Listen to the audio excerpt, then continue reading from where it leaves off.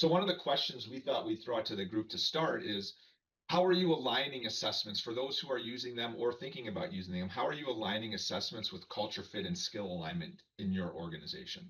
So what I would say the best practice I've seen is making sure you're doing them before you sit down and start interviewing, because assessments, again, one thing we got to remember, assessments is data, right? And it's data to help reduce the risk of your hire and make a more effective hire. It should never be the foundation of why you make a decision on that. It should just be data in that process.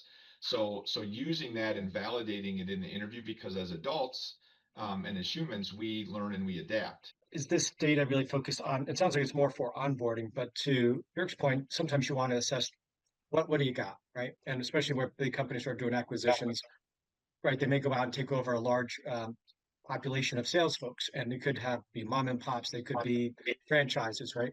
So it's a good opportunity to go out and assess those folks. Assessments are phenomenal, and to your point, I think they're a great input. But I think you have to agree with leadership beforehand how they're going to use it, right? Yeah. Like they have to align and they have to understand what that means. Like I've been in spaces where they do it and they're going to use it as a deciding factor. And if the assessment says the person's not going to be a fit, but you really want them and you're going to take them anyway, then that's not you just defeated the purpose, right? What those who are using assessments or thinking about it, what approach are you taking to look at benchmarks or success profiles as the measure, and as you're looking at both hiring and development, because development is equally as important in that space. Right now, we use cultural index for hiring, and I don't know enough about it. I'm certified as a Gallup Strengths Finder coach. That's the assessment that I'm most used to.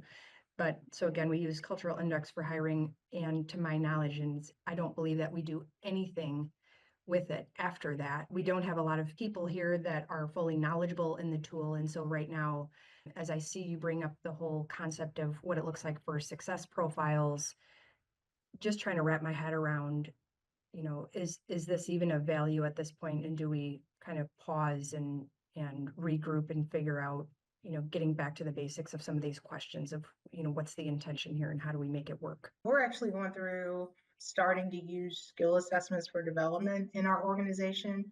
And one of the things we did to kind of help make it sticky is we've got our leaders who are leading the teams that we're assessing, kind of using them to validate the competency levels that we're looking for against the job descriptions, because to get their buy-in, right? So when it's time to do something, they know they were part of the process and they know kind of what they expect to see happen.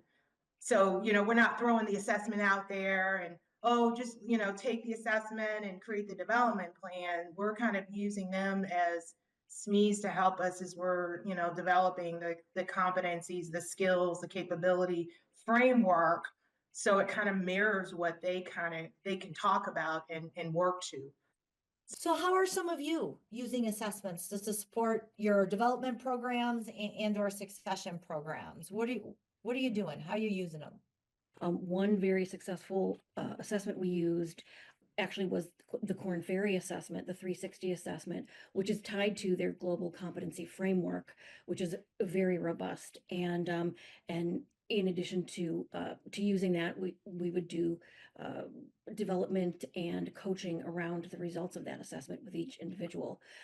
I would say that the assessments are really, you mentioned helping managers define who's high potential. It really helped us make a finite distinction between those that are high potential and those that are high value.